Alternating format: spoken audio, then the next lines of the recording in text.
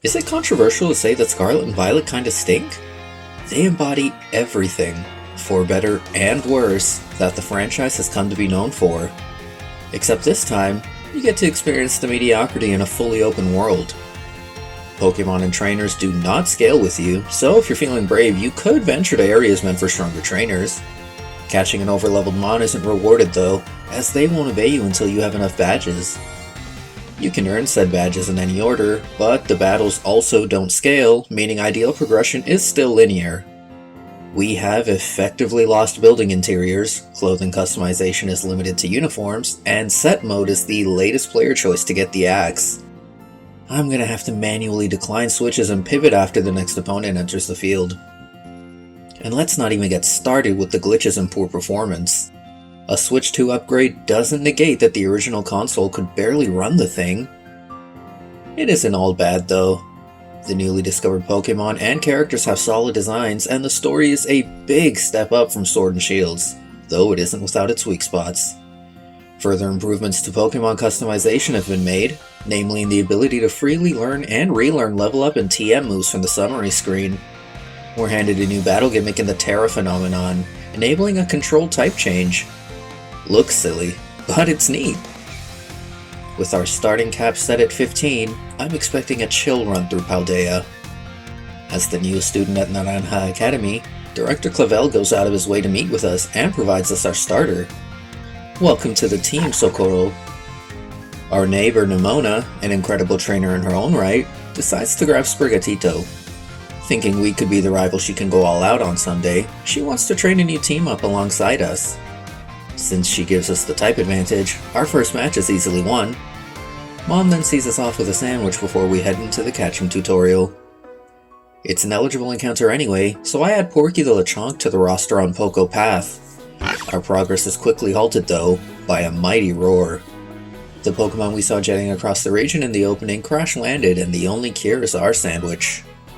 With enough energy to move now, the creature and I head through the Inlet Grotto, adding Greed the Yungoos to the team along the way. We get jumped by a Houndoom and its minions, but the beast makes the save before shrinking back down again. Wonder what that was all about. Another classmate, Arvin, teaches us the beast's name before issuing a challenge to battle. Socorro handily defeats Squavit for the win. Arvin gives us Koraidon's Pokeball and takes off, seemingly glad to be rid of the thing. We'll pick up on that breadcrumb trail later, continuing on our way to school for now. Our trek awards us Beans the Pommy from South Province Area 1. Yeesh, that's a mouthful. If I don't say where I make an addition going forward, just assume that it was in one of these generically named areas. Don't want to have to say that word salad again. The gang does a bit of training, and we're quickly ready for another match with Nimona. Socorro's Ember hits like a truck, making Sprigatito light work. This keeps our gal in top form to deal with Nimona's Pommy, who terastallizes to the electric type. We do good damage with Ember after eating an amped up Thundershock, but have to switch to Beans to secure the win without a loss. Nimona promises us the ability to terastallize ourselves before heading off, leaving us to explore. I make a beeline for Delibird Presents, buying a Quick Claw for the slow Socorro, then head up to the academy. Here we're introduced to some delinquents that make up Team Star, a group of students that haven't been going to school. As the good-natured guy that we are, we can't let them get away with bothering this timid girl. Grunt A is beaten easily, and Grunt B gets an extra hard thrashing with our newly acquired Terra Orb. Reporting to Clavel, we learn that the girl from before is named Penny before heading to class. After the preamble, we're assigned our project for the year, a treasure hunt. Our hunt for treasure leads us down 3 paths. Along with Arvin, the Path of Legends has us hunting down 5 titans for the fabled Herba Mystica. At the request of the mysterious Cassiopeia, Starfall Street sees us working towards the dissolution of Team Star. The final path is Victory Road, the tried and true conquest of the Regents League, checking in with Nimona along the way. Even Professor Sada has a request of us, hoping we'll take care of Koraidon. As previously mentioned, the open world is a lie, and our first goal is set. We'll be heading to Cortondo to earn our first gym badge. We catch Gale the Fletchling along the way, and quickly ready up for our first gym test. The challenges in this game range from mid to terrible, with this first one leaning towards the latter. Per the rules of the olive roll, we have to guide this olive into a basket, with some optional trainer battles sprinkled in. We do a spot of training after the test, ensuring we're fully prepped for our battle with the bug user, Katie. Surprising no one, Socorro's Ember blazes a trail through Nimble and Tarantula, leaving Teddiursa for last. Terra-Bug Teddiursa with Fury Cutter is fun, but the newly introduced Fire weakness makes victory a sure thing. The level cap increases to 16, giving Socorro just enough room to evolve into Crocalor. We then catch a slightly overleveled Rufflet named Braveheart before starting the search for the first Titan. Right outside Mesagoza's eastern gates, we make another addition in Alex the Nacli, and catch Billy the Skiddo as we approach the Titan's Den. Billy also exceeds the level cap at this stage, so he remains unusable as we make our presence known to Cloth, the Stony Cliff Titan. Round 1 is handled by Alex, using Mudshot to chip it down. We get dangerously close to falling, hanging tough with just 2 HP to spare before Cloth retreats. When we give chase, we find the Krabby Boy chowing down on some Herba Mystica. Arven pulls up to turn the tides in our favor, and Alex repeats her performance for a cleaner win and a level cap increase to 17. Thanks for taking those hits, Shelder. Arven uses some of the sweet Herba Mystica to make us sandwiches. Like a sleeper agent, the word sandwich has Koraidon bursting forth, practically begging us for it. Eating it restores some of its power, enabling it to dash. Arven hangs back to clean up, letting us move on to our next objective, a gym battle in Artazon. The gym test this time is to gather up 10 Sunflora that have been cursed to run at 2 frames per second. Once that's dealt with, the grass user Brassius is challenged immediately. Socorro gets to have another field day, using Incinerate to torch Petalil and Smoliv. Truly Wudo gives up a fire resistance in favor of a fire weakness, which makes Incinerate a 2-hit KO for the win. The level cap increases to 20 ahead of another hunt for a Titan. We get up to quite a bit in the meantime, catching Psyop the Spidops, evolving Beans into Pomo, Porky into Oinkolon, and Beans again into Pomot. Making the evolution condition a handful of steps and a level up leads to one hell of an early game power spike. As we near the next Titan's Roost, we make another addition to the team, X the Nimble. Feels like it's been a while since we ran a regional bug. X won't really see much play for now as we approach Bombardier, the Open Sky Titan. Alex leads again, using Smackdown for big damage. Bombardier gets straight to snacking, but the Herba Mystica boost isn't enough to stop the Nacli duo from obliterating it for the win. Our bitter Herba Mystica sandwich helps Koraidon unlock Water Traversal this time, and his gluttony forces Arven's hand into sharing his reason for this hunt. His buddy Mabostif was gravely injured trying to protect him, and the tail of the Herba Mystica seemed like the only way to heal it.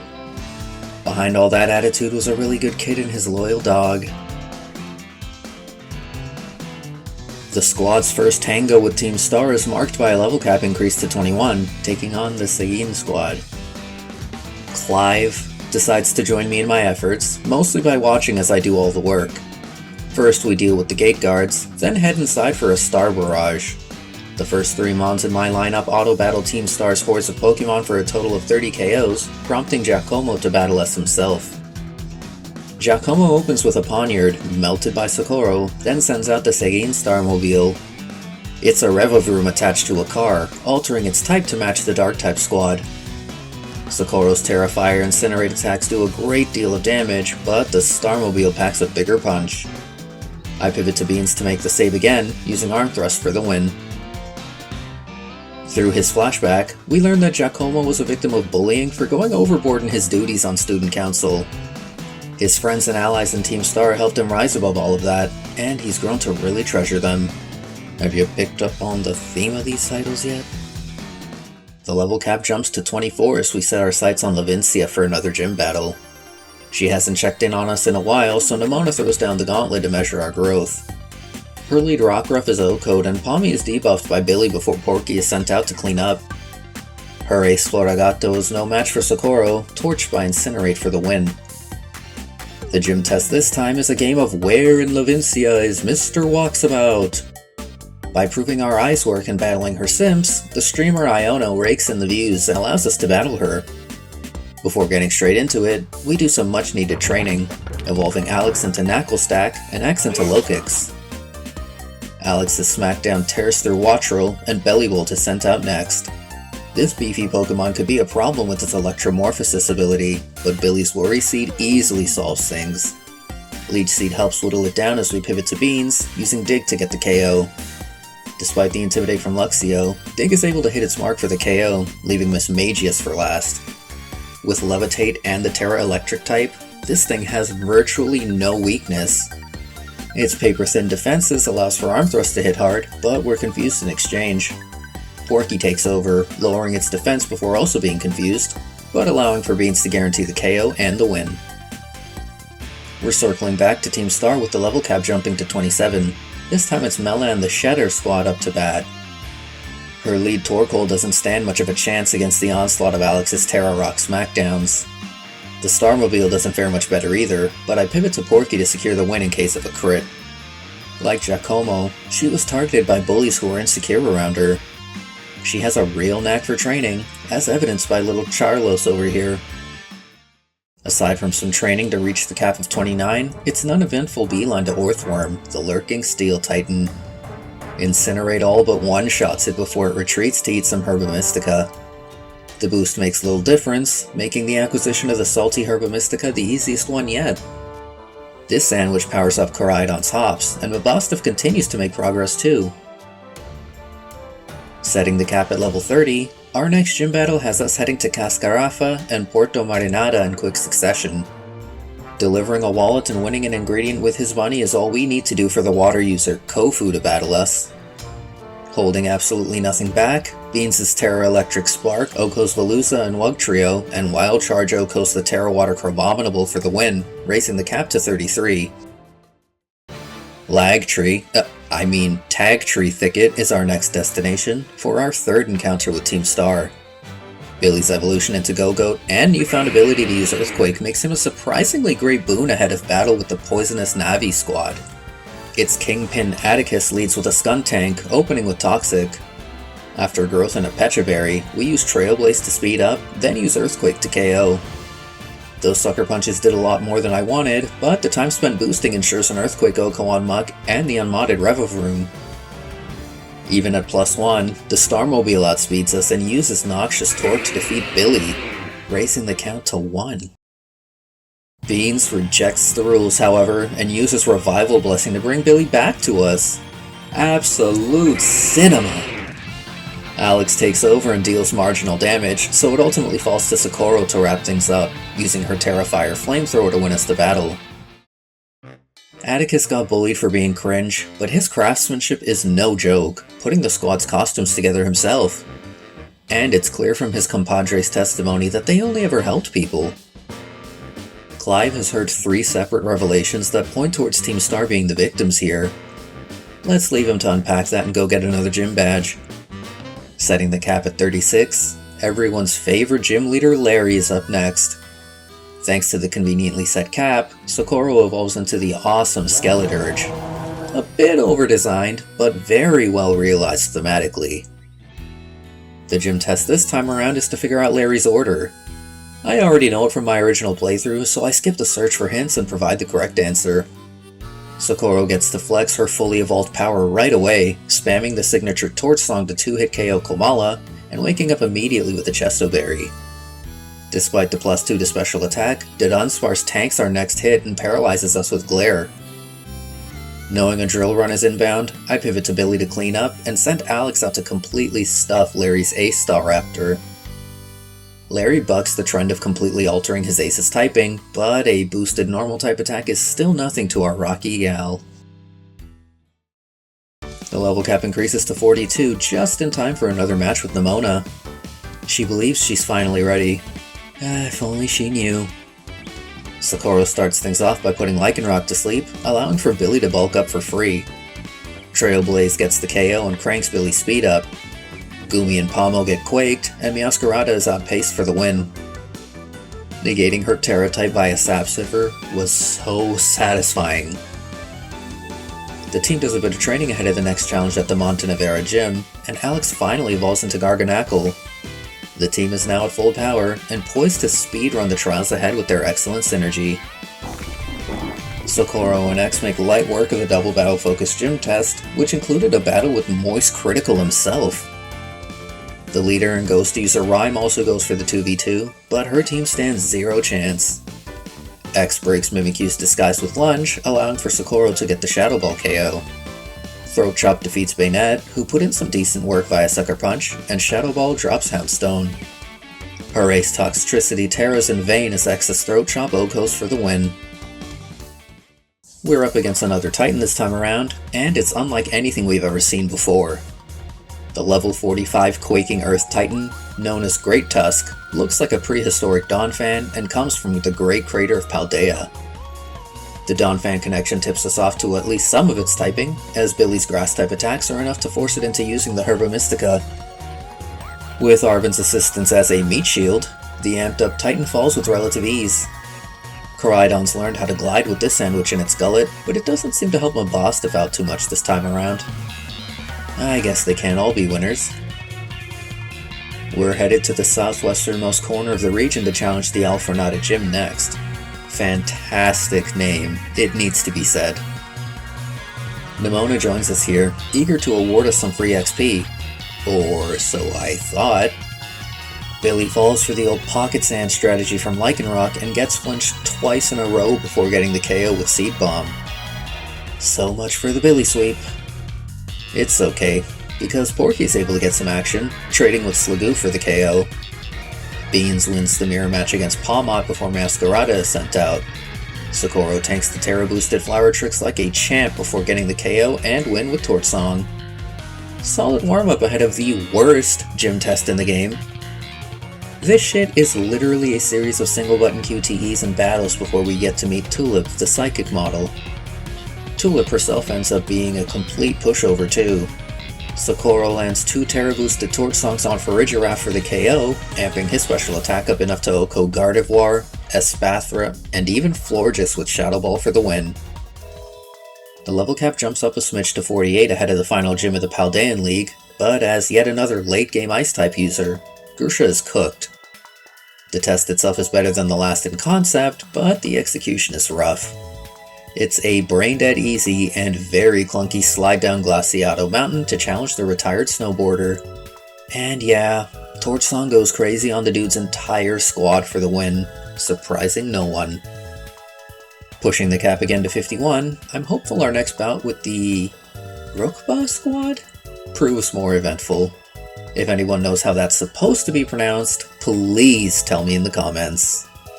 Ortega's piano instructor and the former academy director decides to square up at the gates, but goes down as easily as all the other gate guards. Once the barrage is over, Ortega steps up to the plate, rocking some beefy fairy types. Beans wild charges past the Azumarill, then Socorro and Alex take a turn or two to set up for Billy to enter the scene. Wigglytuff is felled and Doxbun is used as setup fodder before being taken out. With Billy's defense bulked up, the Starmobile is unable to make a dent as we whittle it down for the win. Ortega was being bullied for being a child of privilege, I guess? But he's also wicked smart, as it turns out he's the inventor of the Starmobiles to begin with. The former director shows up again and drops a hefty bit of exposition, fully laying bare what transpired between Team Star and their bullies. Just one more squad to tackle and Clive will finally have all the evidence he needs to deal with Team Star. Penny has some choice words about Team Star herself, basically elbowing you in the ribs with hints that she's the leader. With the next hurdle raising our cap to 56, the team has some training to get through before they're ready to contend with Ares' Calf squad. Using the fighting type, I'm leaning heavily on Socorro for the win. We make expert use of Will-O-Wisp, Flame Charge, Leftovers, and Torch Song to boost up against the lead Toxicroak. Passimian, Annihilate, and Lucario are all one-shots, and even the Starmobile falls in one hit thanks to all the boosts. Aerie was being bullied for being tall, smart, and pretty, aka that bitch, and used her athleticism to train up her allies on the team. She's such a virtuous person that she even stood up for the girl that incited the bullying against her in the first place. Now that all 5 squads have been defeated, the next step is to confront the leader of Team Star, forcing them to disband once and for all. But not yet.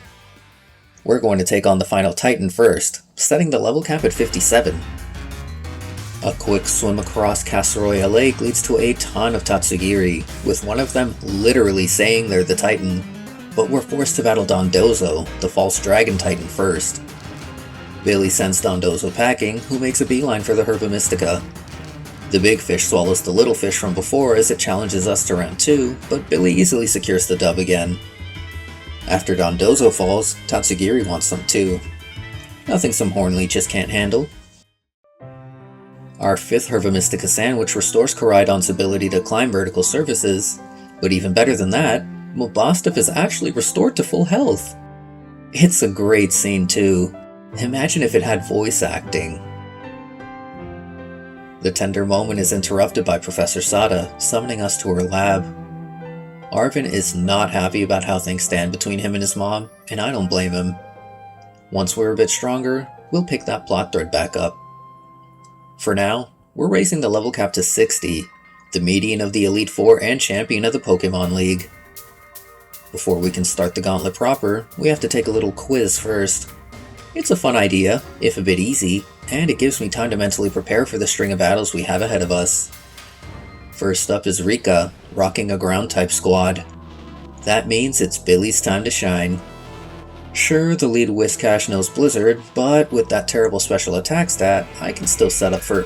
Oh, come on! Luckily for us, we dodged the next Blizzard and Thaw out to get the KO with Hornleech. Crisis averted. Camerupt does one shot. Donphan tries their best with Poison Jab before falling. Dugtrio is one shot, and the Ace Clodsire is also one shot, made easier by it losing its partial poison typing.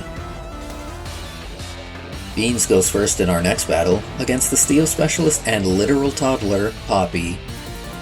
After a bulk up, we're able to tank Copperage's Play Rough and then KO with Brick Break. I pivot to X when Bronzong is sent out, using Swords Dance and Leech Life for a clean KO. Socorro then deals with Corviknight and Magnezone, who unfortunately sets up a Light Screen before it's dropped. Porky takes over to stall out some Light Screen turns, also using Bulldoze to slow Tinkaton down. We're dropped super low, but the mission was a success, and Socorro was able to net us the win as a result. Everyone's favorite salaryman doubles as the 3rd member on the Elite Four, using flying types here. With a lead Tropius who sets up the sun for us, Socorro was able to absolutely run through Larry's squad. That Flamigo never stood a chance. The 4th is one of our teachers, Hassel the Dragon-type trainer. The Dragon-type is a bit tough for us, and when the answer isn't clear, our defensive Titan Alex is the way to go. We're able to chip away at Noivern and set up Stealth Rock as Dragalge enters next. Billy tanks the incoming Hydro Pump, and I try to answer with Zen Headbutt, but we miss. Sludge Bomb will 2-hit KO us, so I'm forced into Porky, using Yawn and Bulldoze. Once again, Porky just barely hangs on, but it was worth the risk as Beans is now poised to clean up. Ice Punch drops Dragalge, and we start to bulk up against Flapple. Leech Seed starts a timer, but it's useless if no one is on the field to sap the health. With our boosts, Ice Punch knocks Flapple, Haxorus, and even the Aceback Excalibur out for the win. All that remains now is La Primera herself. She doesn't even realize how funny she is, saying that she's incapable of holding back with a team as mid as this. X starts things off against the lead Espathra, using Swords Dance. Dazzling Gleam does neutral damage with our Terra Bug typing, and Leech Life Okos right after. King Gambit gets Axe kicked into Oblivion, and Go-Go is sent out. Gita's isn't as cool as ours, so it's easily dealt with. Veluza falls to Leech Life, and Avalugg is Axe kicked, leaving Gita with just her ace, Glamora. Using the Terra Rock type doesn't help, as Leech Life Okos for the win. Yeah, I just swept the champion of the region with an early game bug type. Nemona's hopes for us came to fruition. We're now champion ranked. And that means she can battle us going all out. Later. With the league defeated, I'm locking in the squad. If any of them fall from this point onwards, they still get included in the ban list and their spot isn't filled in. With all 3 paths nearing their end, the level cap increases to 66. I decide to head to the academy first, where we're challenged by Clive. Wait, what? He was actually Director Clavel the entire time? He also claims to be the leader of Team Star, a revelation that no one should believe. X starts the battle off by repeating the Gita performance, using Sword Stance and Leech Life to deal with Oranguru. Houndoom is outsped since we have some levels on it and falls to a Terra boosted Leech Life. Abomasnow, Poltegeist, Amoonguss, and even Quaquaval are one shot for the win. X is actually cracked. Clavel finally drops the act and asks us to defeat Cassiopeia before getting chewed out by time. I decide to pivot though, and head to the lab with Arven. The professor asks for our aid, requiring us to head to Area 0 with the Scarlet book. Arven knows the level of danger that awaits us, so he wants to battle to assess if we're ready. Even Mabostic will take part, now that he's back in fighting shape. Beans leads against Greedent, using Bulk Up and Leftovers to tank Earthquake. After a few boosts, Brick Break is an Oko. No one on Arven's team, not even Mabostic, stand a chance against Beans, all getting one shot for the win. And as strong as we are, Arven says we still need backup and heads off, marking the end of the Path of Legends. I know just the people. In fact, they're both waiting patiently to get their asses handed to them. Cassiopeia, aka Penny, is first. Her evolution squad is nothing to scoff at, mostly because they're annoying as hell with baby doll eyes. Alex gets us off to a rocky start, using Salt Cure and Stealth Rock before Porky picks up the KO. Flareon isn't nearly powerful enough to overwhelm Porky, who eats the Flare Blitz and answers with Bulldoze to KO. I pivot into Billy when Vaporeon is sent out, ultimately getting the KO with Trailblaze. Socorro torches Leafeon, Jolteon, and Sylveon with a song, critting for good measure. Penny's flashback finally shows us the aftermath of their confrontation. The bullies, who we already know chickened out, inadvertently made Team Star look like the aggressors, so even though they didn't do anything, they were bound to get in trouble. Penny took it upon herself to bear the brunt of the punishment, and as we learned from the previous headmaster, took a sabbatical. The team valued their treasure so much that they never disbanded, choosing to wait for their big boss. And when they're finally reunited here today, they're showered in good news. Clavel won't be making them disband. Instead of a full pardon though, they have to engage in community service for their other, valid infractions on the school's rules. Hasta la vista, Starfall Street. Her moment has finally arrived. Nemona, the certified bisexual, is just itching to throw down, and I'm more than happy to oblige. Billy cuts it close, but manages to set up a ton before using Hornleech to KO Lycanroc. Zen Headbutt just misses the mark against Goodra, and Sludge Bomb drops us back down before the dragon falls. I pivot to Socorro to set up against Pawmot, using Flame Charge and Torch Song for the KO. Torch Song wrecks Orthworm and Dunsparce, and Nemona's Meowscarada is torched a little extra via Terra boosted Song for the win. In true Battle Junkie fashion, she's raring to go again, bringing the Victory Road path to a close. Now that all three paths have been completed, the way home begins. Our allies have been found, and the squad we have is unstoppable, so it's time to descend into the Great Crater. We need to acknowledge how strong Arven is for just single-arming us onto Koraidon's back. Like, how? The vibes in Area 0 are immaculately set. Yeah, it doesn't look as great as it could, but the music does wonders for the ambiance.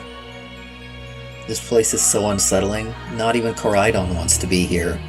Buddy will stay parked in the ball as we work on the next task assigned to us by Professor Sada. We are to activate a terminal in 4 of Area 0's labs. Our friends use the time to get more familiar with each other, and we encounter more strange creatures along the way too. We eventually make it to the deepest part of the crater, and the source of Koraidon's fears is quickly unearthed. There's a second, and way more aggressive Koraidon down here. It shows no interest in us now that the door to the lab is open, and after dealing with some more weirdos, we follow. The professor's behavior was stilted at best and robotic at worst as we progressed in our adventure, and the reason why finally comes to light. She's an AI replica of the real professor, who actually died defending our Koraidon from the mean one. Damn! Arceus touched on Pokemon death, so Scarlet just had to up the ante, I guess. AI Sada explains to us fully what it and the real professor were up to all this time. They successfully created a time machine, and it's been transporting Pokemon from a time long past, including Koraidon. The Clanker's request is clear. We need to shut down the time machine that they worked tirelessly to make. The Pokemon that have been coming through don't belong here and will destroy Paldea's ecosystem in time. As an AI, though, it is unable to resist its programming, forcing us into one more battle. Running a squad of Paradox Pokemon is quite the flex, but the Pokemon of today are no slouches. Socorro uses her tried and true strategy, leading with Flame Charge and then using Torch Song to KO the lead Slitherwing. Brute Bonnet is also torched, and Sandy Shock's falls to Earth Power. Fluttermane and Screamtail are both OHKO'd by Shadow Ball, and I pivot into X as Roaring Moon is sent out. After tanking Night Slash, our Terra-boosted Leech Life OHKO's the Dragon. The real professor even accounted for the AI being defeated and initiated a failsafe. Our Pokeballs are locked down, and the Paradise Protection Protocol calls upon the aggressive Koraidon. Yeah, she's cheating, and the battle is scripted, but it's worth it to see our little buddy finally tap into its battle form. Spurred on by our cheers, Koraidon lands a massive Dragon Terra Blast to defeat Sada once and for all, ending this leg with 0 deaths. I know Billy died before, but he came back. 0 deaths. This run was a blast. I mean, how hype was that Revival Blessing play? Seriously, this team was a ton of fun to use. Even the unassuming Oinkologne had its time to shine, let alone our heaviest hitters. Socorro in particular was the perfect answer to virtually everything. The ban list grows ever massive with the addition of the Fuecoco, Lechonk, Pawmi, Nacli, Skiddo, and Nimble lines. Thanks to the variety available in the region though, I'm sure we can assemble another powerful team in Violet next time.